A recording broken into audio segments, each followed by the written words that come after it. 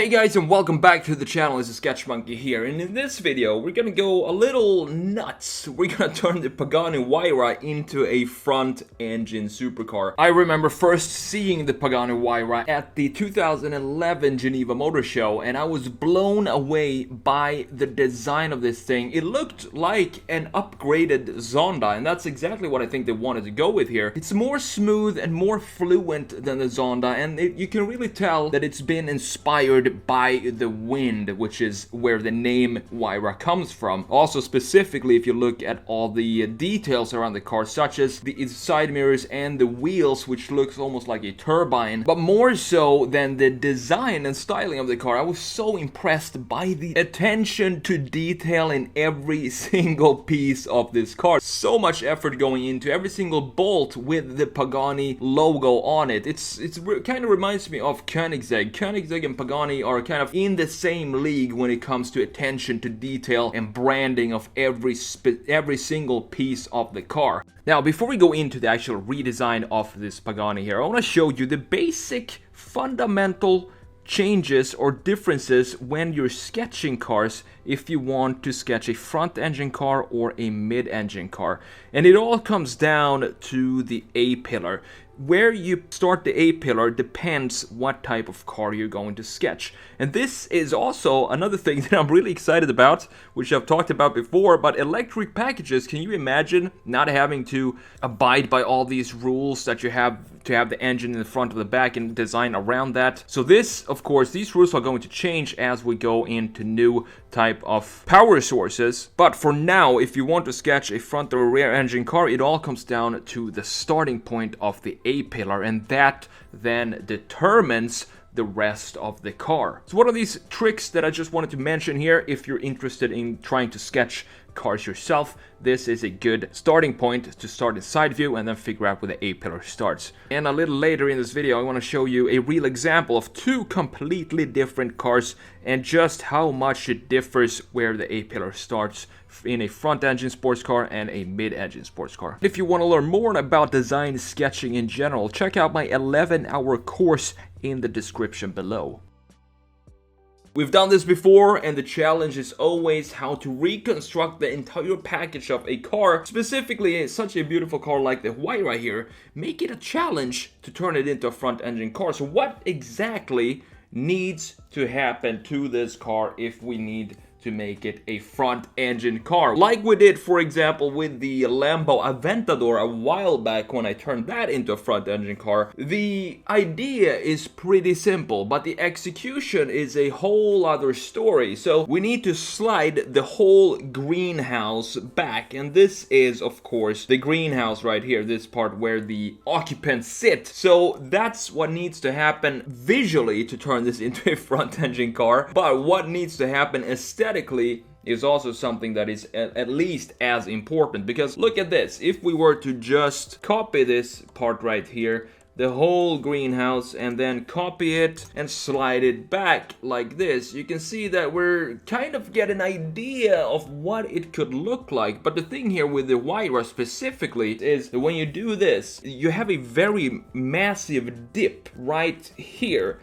So this kind of needs to be filled in some way and have a smoother continuity from the shoulder line going down here. We can't have this deep dip here. It looks almost like the old Fisker Karmas, if you remember those cars. They have also a huge dip right here. But the thing with those cars is, of course, they are mainly electric, so they don't have a massive engine that you need to have in the front of the car. But we want to have that here, so we need to figure out how to build up this surface right here. And also, of course, the mirrors need to change. We can't have them in the same place, and the overall proportions of the front is going to have to change. For example, stick out a little bit longer here so that we can fit the engine under here. And usually when you have a front engine car, the slope in the front is different from that you have in a mid-engine car or a rear engine car. So these are details that we need to think about. And of course, having the door cut line here is going to look very weird. It's going to be the world's smallest door if we keep it right there. So of course this needs to be moved back as well. The whole entire section here, move that back so we have the cut line somewhere around here. And another thing to think about here is, you know, if you have a rear engine car or a mid-engine car, that means that the airflow is designed around that. So what does that mean? It means that you need to think about where the air intakes are on this car. For example, we have one air intake up here, we have another one down here, and then of course we have an outlet right here. The outlet can stay because we're gonna have the engine in the front. It needs to let out some air, or maybe just let out air from the wheel well in here and reduce the pressure inside there. But these two intakes right here are just unnecessary if we're going to have a front engine car. So I want to show you two extremes of this layout here. So we have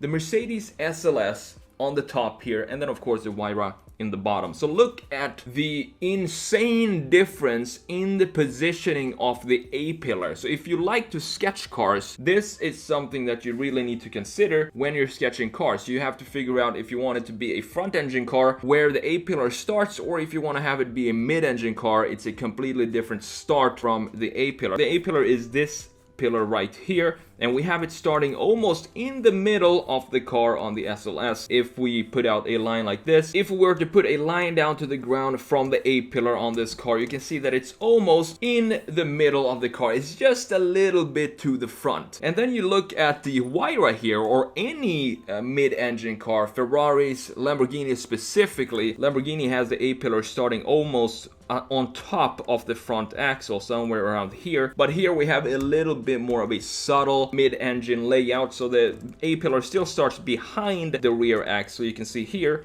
and the difference here on the distance from the front axle to the A-pillar is so different. And that's one of the key things to think about when you think about proportions of cars you're sketching, and how to lay out the package and where to start your key lines of each sketch. The A-pillar is an important line, and that also then of course decides where the rest of the car goes. Moving this entire whole piece backwards is going to be a fun challenge. And with that said, let's go crazy now in Photoshop, and let's see how this front engine Pagani Huayra is going to turn out.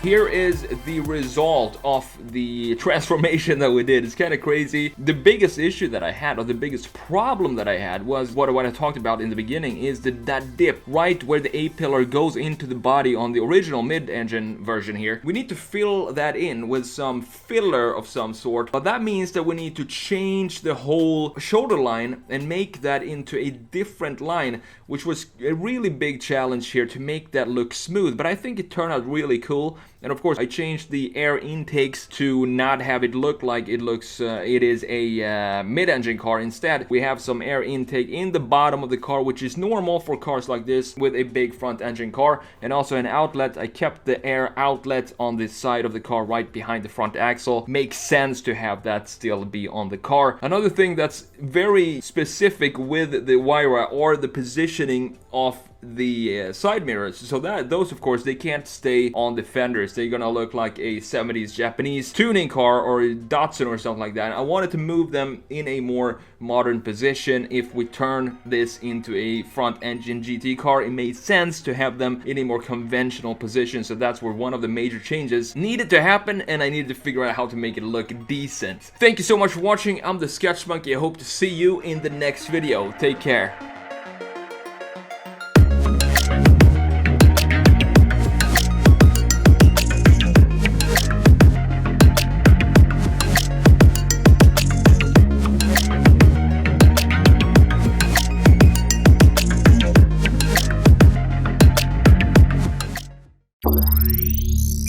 You